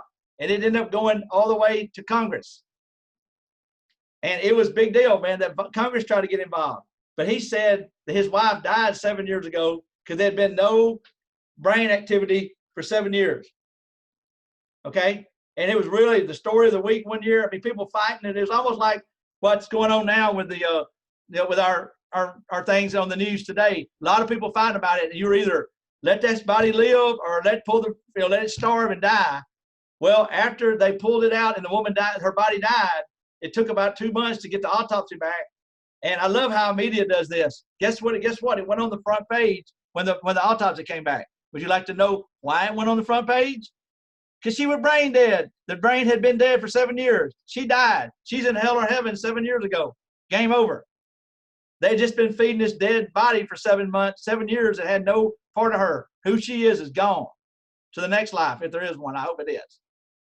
So the science showed that she was dead when they did the autopsy. No brain activity. There was nothing alive in her cerebrum. She died on the day she had that stroke 7 years ago. Her body was able to stay alive because the brainstem was not damaged, and they fed her empty body for 7 years, probably at a cost of millions of dollars to him and to the state. Crazy stuff. A lot of gray area in biology. Having a little fun today. All right, higher mental function. Look at some of this in those different association areas. Cognitive ability, learning, language, personality, behavior, social, moral behavior, intelligence, thoughts. All that's in that frontal lobe, parietal lobe. Recognize stimulation, spatial awareness. That's like which way is north. My favorite point in class, which was in my room. I usually tell everybody to point north. Last year, 3 years ago, I'll never forget this, Heather. One of my favorite, be like Faith Faith and Heather doing real good. Some of you guys be like, they'd be like Faith doing this. I'll never forget the girl pointed this for north. All right, no, that's up. North would have to be like some other direction, right? She pointed up. She may have something wrong with that part of her brain, right? Okay, person, I'm going on. Nothing else. I'm not going to go ask much of this. It's just talking about deep stuff. Dementia, we've already talked about Alzheimer's. Dementia is not a normal process. It is a disorder. In the autopsies of people who have Alzheimer's, we see these neurofibril tangles and this plaque. And it usually starts out in the hippocampus and the cerebral cortical association areas. They burn recent memory first, and forgetfulness are the first signs. I would tell you, though, if you have a family member with this, there are 2 drugs now that will buy them about 5 more years. So my dad has been on Aricept and the other one now for about a year, and it stabilized him. But he's so frustrated because he can't fix an engine anymore and tear things apart. He just tears it apart, can't get it back together. There is also vascular dementia. You can have a clogged artery, carotid artery, and your brain is not messed up. It's just you're not getting enough blood flow. So anytime you have somebody with dementia, they will look and check the vascular dementia where the blood's not getting to the brain. Another one is Lewy body dementia associated with Parkinson's disease. There's other ones. Language, we talk about it. This is one of the things that separated us from the animals too, is this ability to have language, right? Very important. Recognition of symbols and words. Here are the parts that do language, bronchial and rhynic area. A language deficit is APHASIA. Okay, and here are some, look at this. This is an MRI, and the red is high neuronal activity, yellow is medium, and green is low. So we can see where vision, or here is that the rhynic center, I believe, for speech, here and here. Those are the 2 parts that do the wemic. I think these are the bronchial and rhynic areas for speech. So this is really cool, and we can see what part of the brain is used when we do certain acts. Okay, and there's just more about how that works. Order of grammar, Dyslexia is a wiring issue in here where you see words backwards, right? Or right words backwards. My doctor friend, who's one of my best friends, and he's traveled with me, and we went through all kind of school together. He's pretty convinced that I've got some dyslexia. I write things backwards a lot, but I'm not going to get tested. I'm an old man, and I'm happy what I'm doing, and I'm going to work 5 more years, not worry about it. Okay, 2 types of memory. Look at this. Factoid memory and procedural memory. Think about this. I can memorize a page, but don't ask me to put an engine together. And a lot of people talk about that. So some people have really good declarative memory. Other people have great procedural or skill. You ever worked in a factory? Swing a baseball bat, swing a golf club, sorry. But all these things we do, our typing is a great, what? Non-declarative procedural, typing on the keyboard, texting. Boy, too bad it's not a job we all can get for texting. Some of you folks are excellent at texting. Too bad that's not a job. Okay, and then we have intermediate and this working memory and long-term memory. So intermediate, it just lasts for a few seconds. Short-term working memory can last for several minutes, and that's like looking up a phone number or something. And then long-term memory lasts for days and years, and it is hardwired. Let me grab this real quick. One just a second. I'm in class, Kim. Can I call you after class? I'm in class. Now, yeah, I got last lecture today. I'm sorry, I called you just a little while. That's okay. All right. My teacher's blowing up. Sorry. I called her back. That's the third time she's called this morning. Long-term involves actual synapses connecting. So long-term memory is rewiring the brain.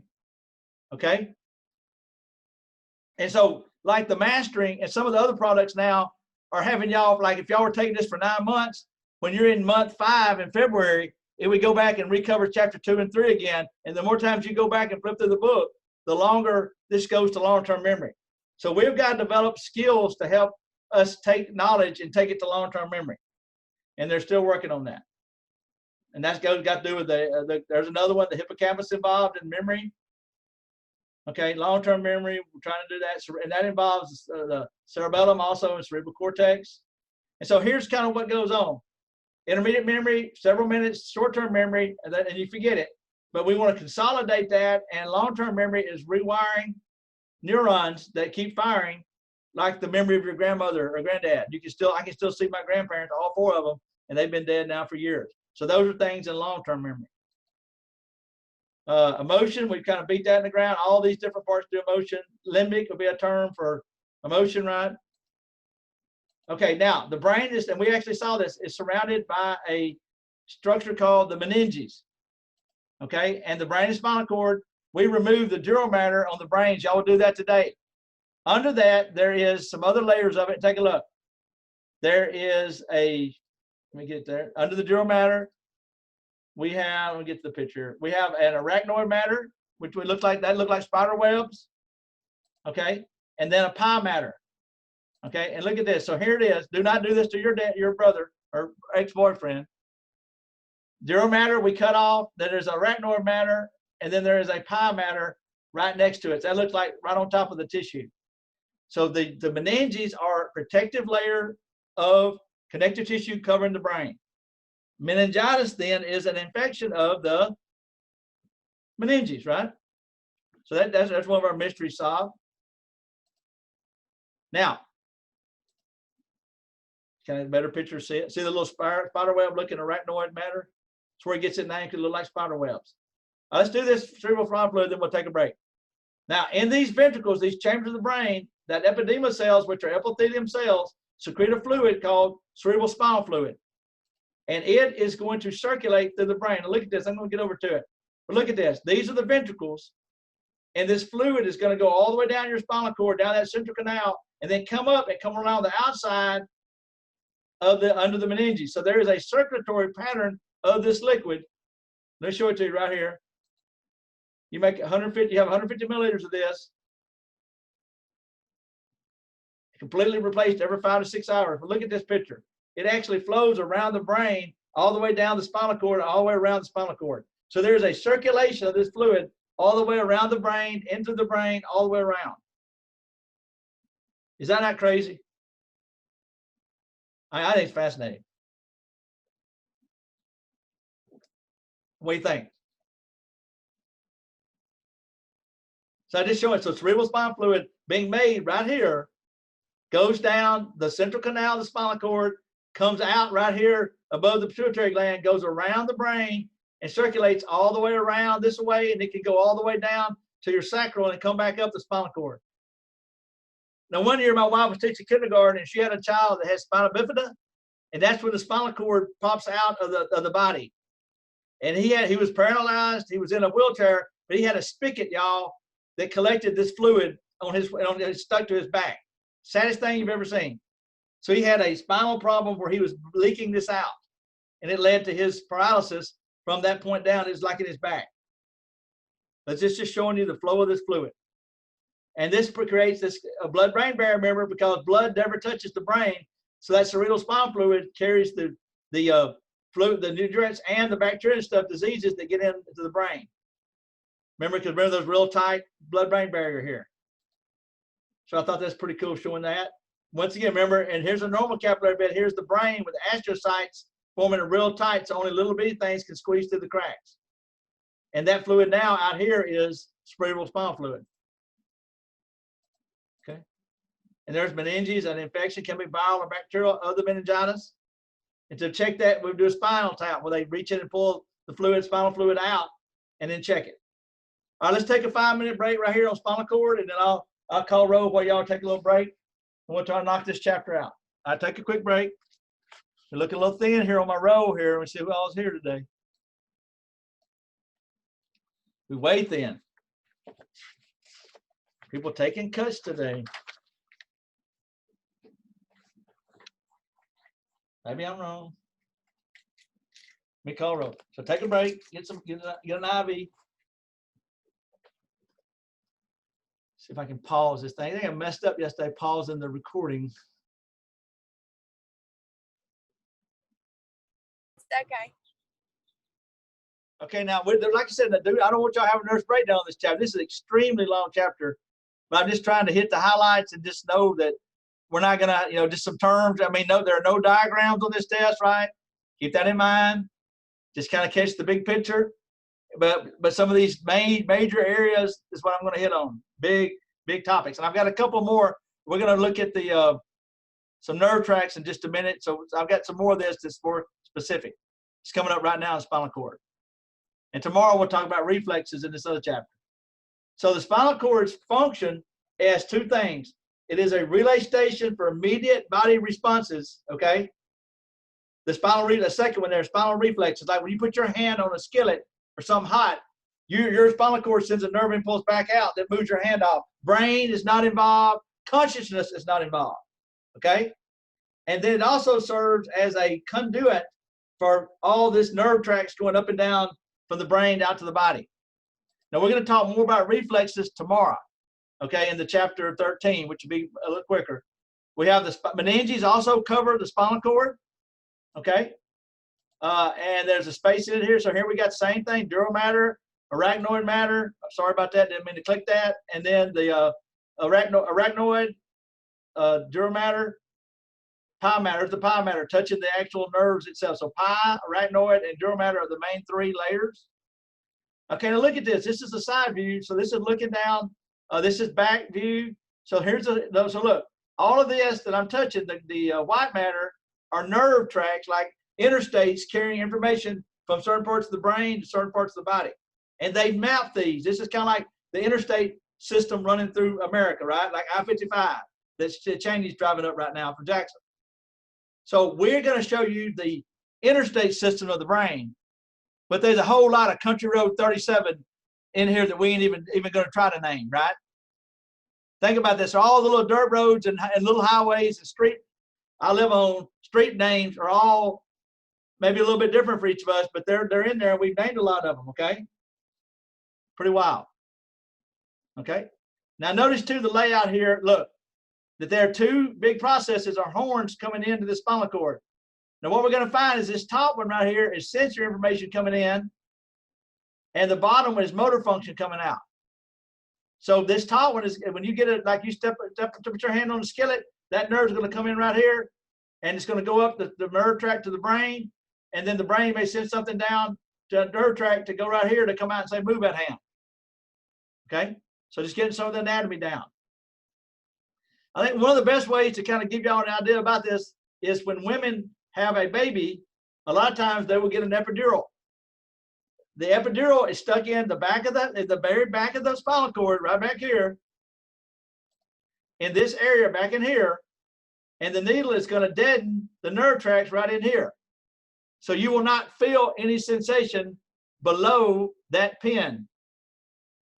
Therefore, they put it about halfway up the back, so you can't feel the alien coming out of you, but you can still push and shove, because that's another set of nerve tracts over here that haven't been neutralized with a drug. Okay, pretty wild. So you can still push, you just can't feel anything. How does that not paralyze you? Well, okay, the drugs are only temporary. Then they get degraded, kind of like like silicone ink is broken down by silicone estrate. However, if you cough or you grab the doctor while this needle is right here, and they hit other parts of that spinal cord, then you will be paralyzed. More commonly, you lose sensation in certain parts of the body, because where they're sticking that needle is all nerve tracts of sensation going up the spinal cord. So then you may not feel pieces of your back the rest of your life, or like your leg. And that's very common, okay? Real common, more common than we want to talk about, okay? So they put it in there, the fourth and fifth lumbars. That's way down in the very lumbar region of the vertebrae, thus paralyzing everything down low in the pelvic area. Okay.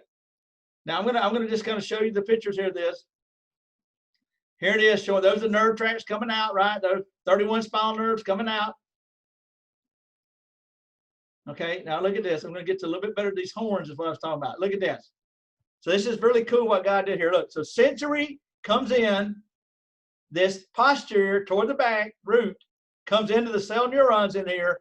And if it's a reflex that we don't want consciousness involved, like my hand on a skillet, then we fire an X potential that moves it out to that body part, like move that arm off the skillet.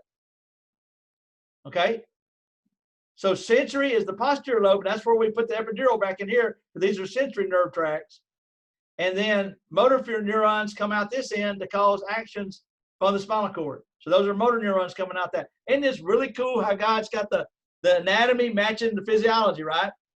It's kind of like two-way traffic, right? We don't want them going the same way. You'd have a wreck, right? So we got getting on the interstate. Get on the interstate here. Here's off ramp. Okay? Now, here are the tracks we're going to learn. Look at these. I'm going to pull on to here. So here are the ascending nerve tracts. You're not going to have to spell these. These are matching. Don't worry about spelling them. Match them to their function. Okay? Now, here's where the epidural goes, right here. And this posterior fasciculus gracilis carries sensory stimuli, fine touch, vibration, and proprioceptors from the lower limbs. So that is what we're knocking out. All that is lower limbs, abdomen. All the pain of childbirth is wrapped away because you don't feel it. You hurting down there. Aliens coming out, but you don't feel it because we block it here. Now look, I'm gonna be honest with y'all guys. I never done a lot of drugs. I've never done illegal drugs because I'm already crazy enough. Number two, if we did do illegal drugs, that would be when the FBI would come in with a helicopter and I'd go to jail because I'm that person. You know, like everybody can go do something. We want to get caught. So I didn't want to do it because I didn't want to hurt my brain. And I don't believe in breaking the law. So we're having our first child and we go in and we're going to have the baby by dinner and it gets bad. The baby gets crooked because they give her oxytocin. They got my baby twisted. And so at about 6 o'clock that night, we've been there since 5 that morning. At 6 o'clock, they decided to do an emergency cesarean to deliver my 28-year-old now, Randy. So I get to go in there and they lay my wife down and she's laying there. They got a blanket so she can't see them operating on her, but they put me in a chair. So I'm seeing her, I'm holding her hand, but I'm seeing 5 people operating on my wife. Now we had already had an epidural because we were trying to give birth. So the anesthesiologist comes in and he just used that epidural to knock her completely out. Now I did not understand the power of drugs until I am holding my wife's hand like right here. And I'm looking at her like, it's okay, baby. And I'm over here and now hell, they got her cut open and 5 people are holding all of her organs. I mean, I'm seeing her kidneys, which is really cool. I'm having a little A&P class. And as they're bringing my daughter out, as my 28-year-old head pops out like an alien is coming out of my wife gently taps me on the hand and goes, have they started yet? The anesthesiologist who later committed suicide, he would look cray-cray. He did a dance in the corner. He started doing a jig. I'm bad. Woo, woo, woo. Me and my drugs. I am bad. He does a little line dance. And I had a moment of clarity that damn, drugs are powerful. Because she had no idea what was going on. She said it felt like maybe she bumped into the wall. You know, like somebody would just touched her like this. Crazy. And then the doctor knew I taught A&P, so he then takes my daughter, flips her over. I think I may have told y'all, he slung her like this to not throw the snot out of her nose and like painted the wall while holding her body. He slung her and then he threw her around and threw her genitals right in my face and said, "You make the call, A&P teacher."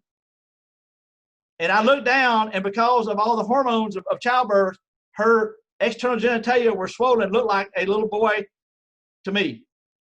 But I hesitated and said, looked real close and said, "Girl." And he said, "Wow, that took you a while. Good thing you're teaching all these nurses." But the baby is really pumped with the hormones and stuff of mother. But anyway, and he asked me to cut the cord, and I said, "Dude, that's what you get paid to do." He cut the cord, and I took her out, and then they put my wife back together. But I'm telling you, if you've ever had surgery or had people operate on your hand while watching, it's amazing what they can do with drugs, right? I saw a woman one time on a video have a C-section with nothing but 100 pins stuck in her acupuncture. But the doctor worked with her for 3 or 4 months. She didn't want any drugs. He put 100 pins in her. And when they cut her abdomen over, you cannot fake that, people. She didn't even flinch. He had deadened her body with acupuncture. Okay.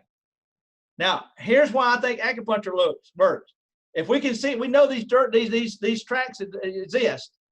And in A&P2, when we do the sensory, do a sensation of hearing and seeing, that we know that they're phantom pains, right? Like the biggest one is if you feel like your left finger, it's got a vice in it, you're having a heart attack because the left finger nerves go into the brain, the same area the heart goes in. And so the classic sign of you're dying of a heart attack, if you feel like your left arm has somebody stretching a knife up down it or putting your hand in a vice, you're having a heart attack, but you feel it in your arm. So if I can feel a heart attack in my arm, a needle in my foot might make my headache go away, right? Based on the nerve tracks. So acupuncture has been proven to work, but you have to work with an acupuncture because everybody's tracks are a little bit different. Fascinating stuff. I have a question. Yeah. So if you can feel a heart attack in your arm, why does gastric reflux also have that same sensation? That's a great question, Faith, because it throws it back up in the thorax and the abdomen right here, and that's where your heart is. So many men go to the ER every year thinking they're having a heart attack, and it's acid reflux. Great question, because it's blowing back up right over the heart, so you think it's your heart. And if you're a hypochondriac like I am, I'm 25% hypochondriac. I got a brother 100%. He gets everything. We were going through. I'm thinking about going out to the Yosemite next week, and we were driving into Yosemite, and my doctor's in the car with us, and he says the hantavirus is out here, and it's a dust in the air, and you start out by getting a cough. I swear, y'all, we're all driving with the windows up, and my brother starts, I think I got it. I need a test. And we just laughed at him. Okay. So, but really, is that not crazy? But anyway, okay, now look right here. Look right here. The lower part right here, the posterior column of fasciculus cutaneous is skin. So these are the sensations of touch, vibrations from the trunk, neck, and upper limb. So that's the skin part. Okay. But that is and that's lower limbs. This is skin for most of the body. Okay, look over here, the green part. Spinocerebellum tracts carry stimulation to the cerebellum to control muscle activity. So there's a tremendous amount of information from the muscles and joints and all going to the cerebellum, and then the cerebellum is going to fire back out to just maintain you sitting in the chair right now. I'm telling y'all, to sit and listen to me for an hour is a miracle of biology, of science, of God, or whatever. Just to control it so you just don't spaz out and roll out into the floor. Lots of information going back and forth. Okay, so all of that one is all about controlling muscle. And then this little bitty part here, the blue part, is an anterior lateral spinothalamic tract that stimulates pain, temperature, and other touch receptors to the brain. All this is sending information up. Sorry about that, Claudia. I didn't see you. Sorry about that, Claudia. Got you now. Okay, sorry about that, Claudia. Now watch this. Now the next part, now look, these are the interstates, knowing that there's millions of highways and other roads, neurons that have been named, right? But this is just the interstate system. Sorry about that, Claudia. Now look at this next one. Here are the nerves coming back down. What's this? So here are the descending nerve tracts that are sending information back from the brain to the body. Okay, now look, we'll do this one right here first. Corticospinal tract, which are the red ones here, and they're over here too. I don't know why they don't label on both sides. Carry motor stimuli from the motor areas of the cerebral cortex. That's conscious movement. I picked my hand up, just went down that nerve tract. Reticular spinal tract here and here carry motor stimuli for the brainstem that maintain posture and proper orientation of the limbs during movement. So that's all that information from the cerebellum coming back. There's Molly coming in. I think I done counted Molly absent, man. Hold on, y'all need to be here. Okay, I call roll. I got Sarah not here. I got Rosalind not here. I got Julian not here. I got Molly. We're gonna count her here, and I've got Olivia out today, I think. Just double checking that row. Okay, then this tectospinal, very small part here. Look, reflexes of the head and the eye. So that's eye movement. And then the vestibular spinal are more that can contain posture and balance. Now we're just learning 8. And you know there's more than 8 interstates in America. There are probably hundreds of these been named. So if you go to medical school or nurse practitioner and you decide to specialize in brain, you're going to learn all the sub-highways in these. And there's others that probably haven't been, we don't cover that are in this area that wasn't lit up by these 2 pictures. You just need to know these 4 for matching, the descending, and these 4 ascending. Isn't that cool? Pretty easy. But that's something I put on the test. Okay, now we're going to just, now this next part, I tell you, I don't know how, I don't test on this because I can't figure out a way to really test this other than a couple of maybe multiple choice, but just check it out. So how does sensory stimuli occur? Okay, how do we do this? Let's get to, so think about it. We got to have a sensory receptor. We got to run up the spinal cord. We got to go up the secondary neuron, up the thalamus, in the brainstem, the cerebral cortex. We got to think about, I want to remember integration. I do want to move my hand off that skillet, or I think I will pick up that $100 I see on the side of the road. Then we send the neurons down to the effector muscle to pick that $100 up that we find on the side of the road. So think about it. This is how sensation occurs and how we process it. Once again, I'm not going to ask us on the test, but look at this. Now here's what it really does. I step on a nail.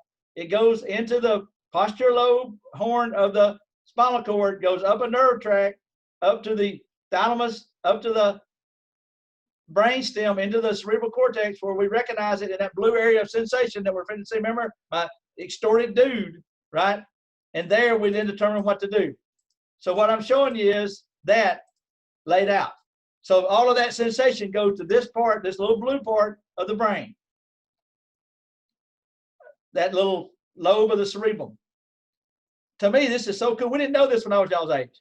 So we did not know that all sensation goes right there to that part of the brain. And this extorted dude represents the bigger that body part, that's how many neurons are dedicated to that. So hands and tongue and face and movement of the mouth and stuff is where the neurons are at. Lots of, like you can see, look, from here to here is fingers. Right? You don't do a whole lot with your toes, right? Although some people can write with their toes. But anyway, is that not cool? That represents the sensory neurons. And right in front of this are going to be the motor neurons. They're going to send the appropriate response back out. Right? And we talked about all that. We ain't going to worry about all that. Now here's motor function. Now, same thing now. It's going to leave here, go down this area, go down to the midbrain, the pons, medulla oblongata, spinal cord, down to move that arm. And those nerve tracts correspond to this, which is right in front. So sensory is in the back, and motor function is in front of it. The blue layer is right where my area is. And so that part of finger, you feel it, the part to move it is right in front of it. So that neuron just is fired when you decide to move that finger. Absolutely fast. And look, I've seen them stimulate this part of the brain and make people do this without them meaning to. Like stop, you know, and they just fire that part and you move that finger. Pretty wild, right, guys? So we're really learning how the brain works. And I'm not going to test any of that. I don't know what we could do with it. I'm not going to make you label that picture. Once again, these dark nuclei help determine whether to fire or not. And I'm not going to go into that. But I'm not going to put any of that. Cerebellum, I'm not going to go into that. Y'all, that's all about coordination.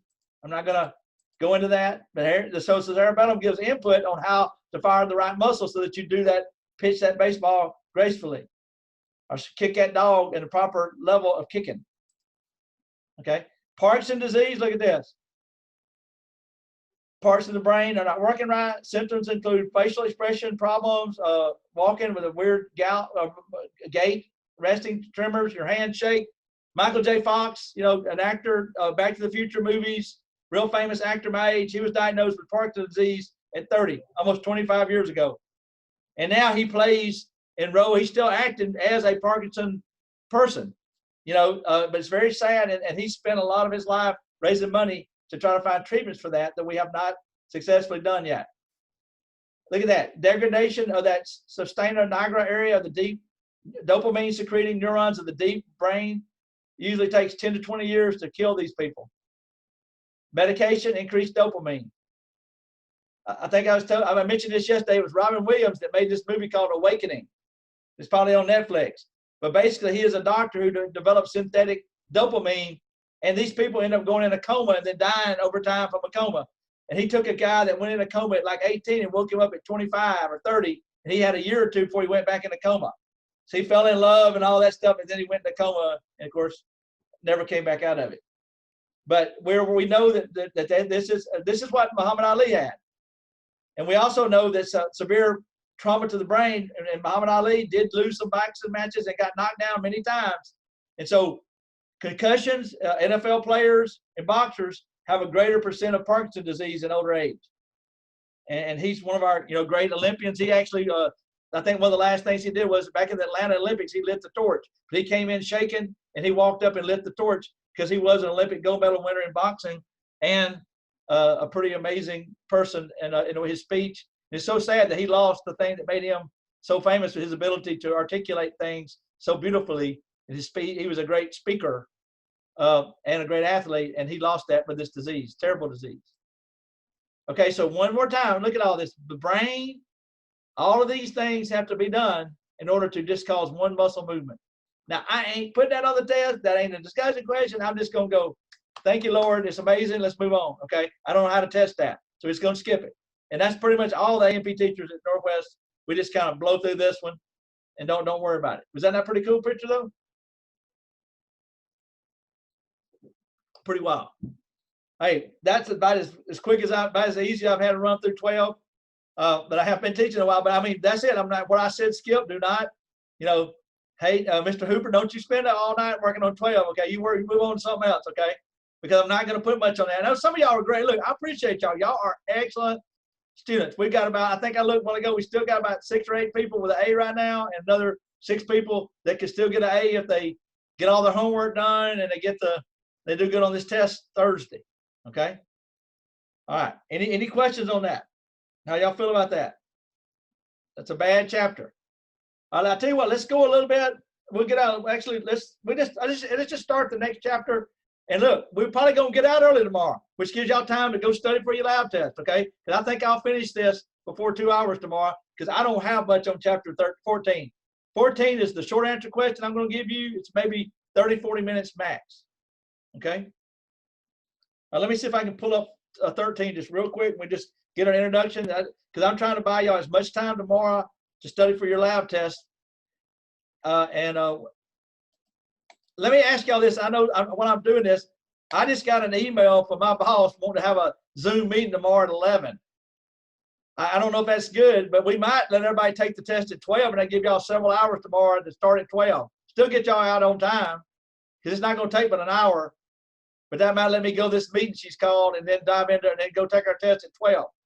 Still have everybody, all the 11 o'clock class will be done by 1. You will not get but an hour to take the test anyway. But is that a possibility for my guys? Anybody got a problem with that? And that way I can make her tell her I got an hour that I'm walking out for a meeting. And then the 1:30 group can come. We may go in there and we'll test today how many can get in this room. So I think I'll take the 11 o'clock labs of me and Philip and just go space out. But we may all can take it all together at 12. So, but if the 1 o'clock group can't get here by 12, of course I'm here. You can take it when you get here. But I'd like to take that all together if I can get all of y'all in one room, right? I think we can. We ain't got but like 15 or 16 of y'all, and I have 2 computer labs. So Philip can take one lab, I can take the other. But what I got y'all's attention, I just thought I might ask, would that be a big problem if we took that at 12 tomorrow? Anybody? I mean, I got y'all 11 to 1. I mean, honestly, the 11 o'clock class, but so that would give y'all another hour to study, And to be honest with y'all, taking that practice test for an hour probably get you an A or B, right? Could help some of y'all on a letter grade. I never understood why people want to take it first. I'm always, let me take the second group, give me a book in 30 minutes, I can move up 5, 10 points. Okay, in my opinion, but I mean, everybody's a little bit different. Now, let me pull another one up here. Hang on. Actually, that's where I left it yesterday, looking for trying to find this. Remember, who was that? Miss Wilson, remember I was telling you I was having trouble trying to find that. All right, hang on. I'm having technical problems as always. All right, where are we at? Why is it doing this today? Here we go. Trying to pull up another one here. Here we go. Here's 13. Can y'all see that?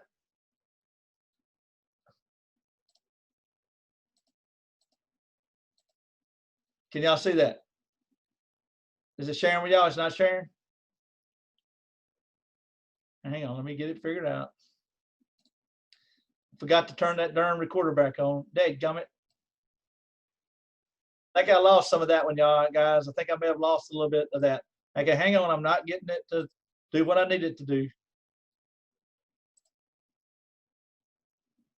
Here we go. Share screen. Sorry. Gotta love it. There we go. Is that working now? Y'all see that? Okay, so this one is just going to look at the peripheral nerves. If I can get it to let me now look. Okay, and so this is just looking at those nerves, and we're just going to look at the 12 cranial nerves here, which we looked at in lab, and the 31 spinal nerves. So these are the nerves coming off the brain and spinal cord. And so what we're seeing here, once again, this is our review again.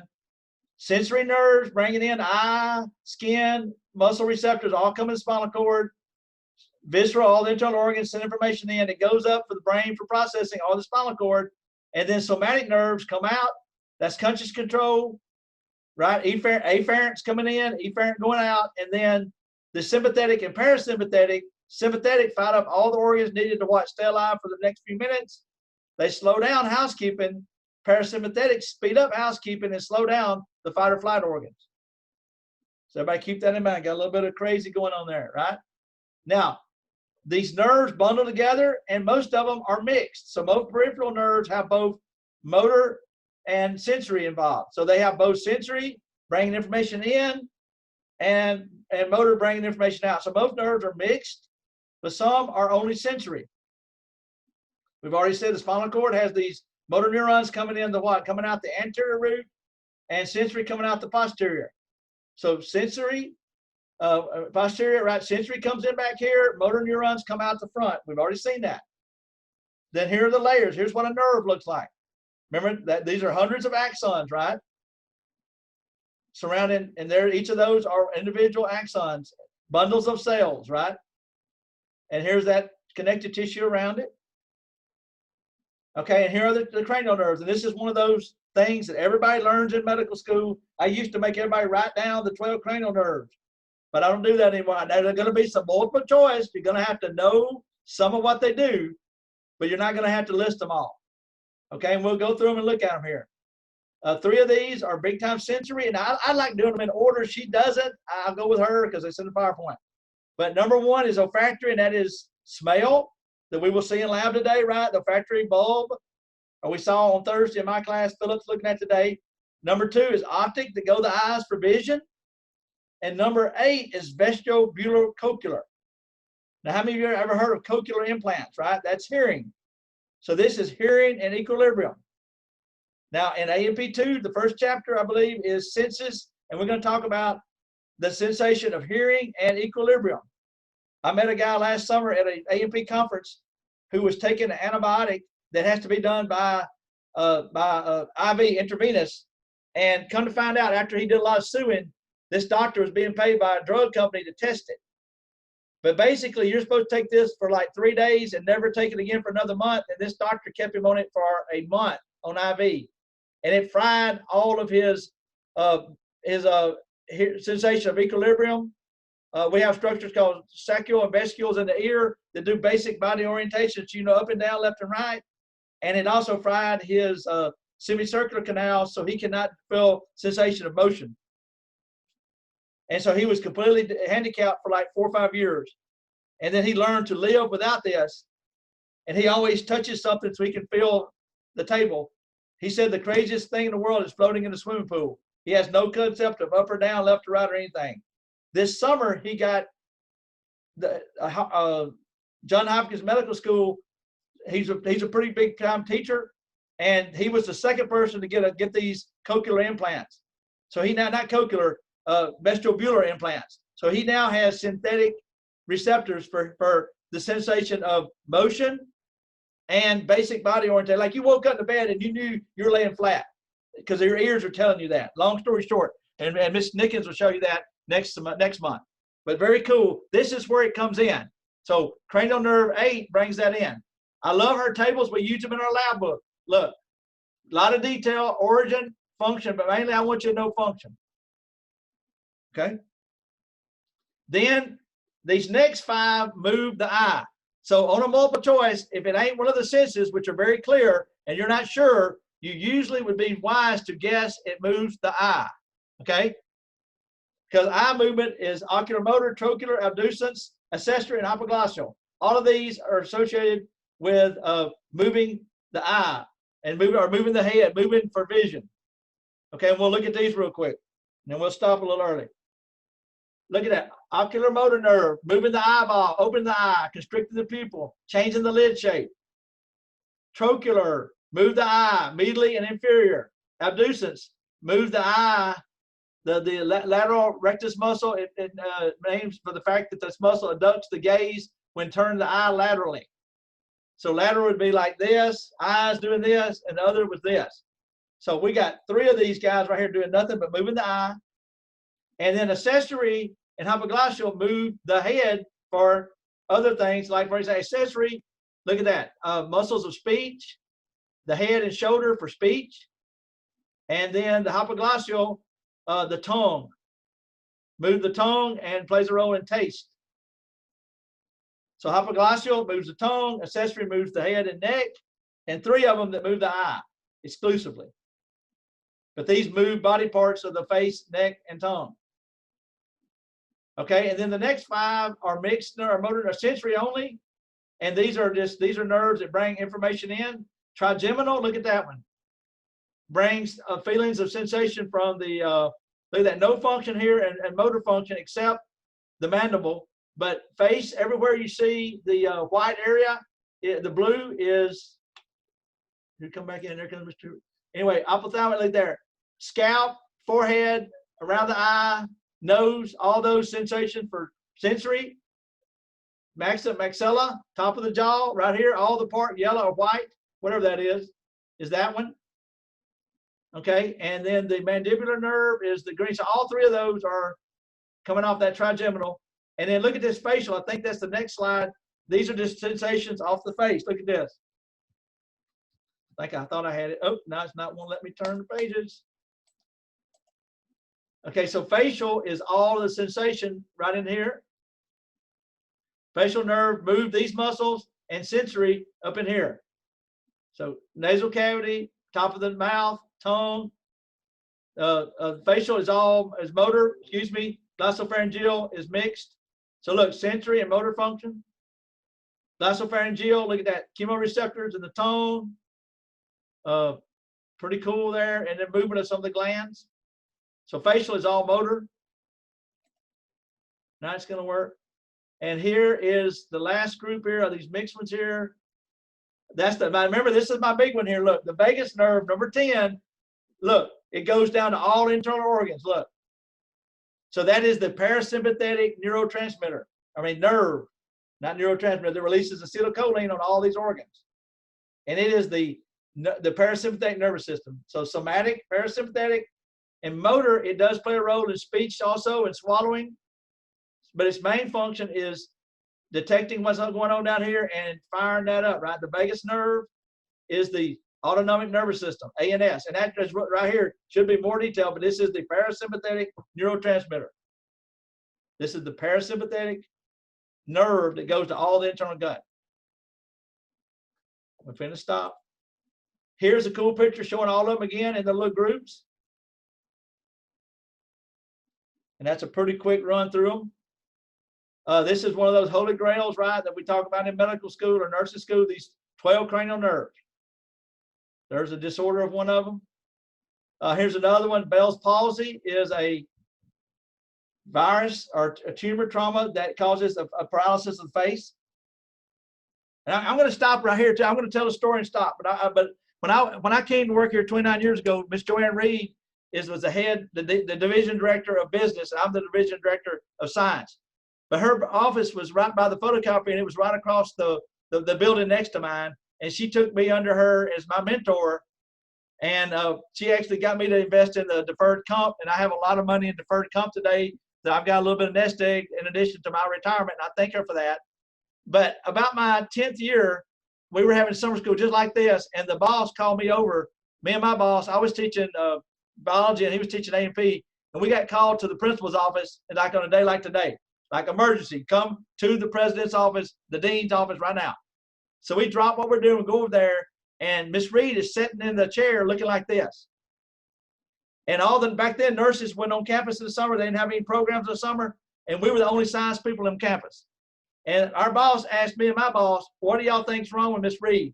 She could not open the whole left side of her face. She couldn't open the eyes. She couldn't move anything over here. And she went to a local MD that morning, whose name I will not say, and he told her to go home. You got Bell palsy. Don't worry about it. You'll be fine. And me and my buddy, me and my boss, who both taught A&P, we looked at her, and our standard question, when y'all asked us about medical question, our standard answer is this: second opinion. Always get a second opinion, okay? And so I said, look, I got a friend here in town who is an optometrist. Since you can't move your eye, Sally Scott is a brilliant optometrist here in town. Her son now runs that practice. I said, call Sally and let's run down there and see what she thinks. So the dean, who I really cool lady at this point, I mean, her end up getting into it later, but we're pretty good friends at this point. And I always admired that she closed her office because Miss Reed was unmarried, never had children. So she didn't have a family to support her close. And she took her down to the eye doctor. And my friend, who I still go to church with, looked at this and went, I don't think you got Bell's palsy. I think you have an aneurysm, an artery about to blow in your brain, and it's squeezing your cranial nerve so you can't move your face. So she said, go to the Baptist DeSoto, and I'm calling ahead. They're looking for you. And they went up to the ER. The ER looked at it and said, okay, back then they didn't have the MRI. You had to go across the road to get the MRI, the CAT scan or whatever, or to get it read. I think they did the MRI, and they said, I go over to this doctor's office to get it read. And it was about 2 o'clock. They had lunch. They went through and got a burger and sat in the parking lot and ate. When they walked into that doctor's office and went up to the desk and said, I've got Miss Reed here, they started screaming. They hit alarms. The ambulance that they walked by that was sitting there with a gurney was waiting on her because she's about to die. She has an aneurysm about to blow. They go in, do brain surgery, and right when they get in there, it started blowing, and they were able to save her life. She came back within a month and had complete recovery of all her face and her speech and everything, and taught another 5 years before she retired. If she had went home like the local doctor told her, we'd have buried her the next day. So what I want to tell y'all to end this lecture on is I have enjoyed y'all. Y'all have been a brilliant group. A lot of y'all are going to be nurse practitioners. 2 or 3 of y'all were going to med school because y'all smart enough to do that. But I will give you a big clue here about medicine. A lot of it is instinct and things you learn. And my best friend, who's now been practicing for 20 years in Boonville, says that's why he wakes up at 3 in the morning and wants a cigarette. It's because what if I make that judgment call wrong and send that girl home and she dies? That's on me. Now, he would not legally, well, he could be legally. That doctor could be legally in trouble for to diagnose that wrong, right? He should have went and confirmed that by an MRI. So as y'all walk through your adventure of nursing, remember, you're going to learn a lot of things, and you're going to have to make judgment calls that will determine people's lives, right? If you don't do it just right. So may God be with y'all, and may y'all develop excellent diagnostic skills to figure out that that's not Bell's palsy, that's something worse. And many people are alive today because of y'all catching that, and the doctor is more concerned about his 3 o'clock golf tournament. Y'all saved many lives by seeing this. But that's a true story, and it made me think about it here. And she had a cranial nerve being squeezed by a blood vessel, blowing up. All right, we'll pick up. This will be an easy place to remember tomorrow. We'll wrap this thing up tomorrow. Appreciate y'all. Be safe driving over here. And if my guys don't mind, we may just have our final at 12 tomorrow. Okay. See y'all at Loud today. I'll hang on if there's any questions. We're done. Y'all look like y'all ready to go.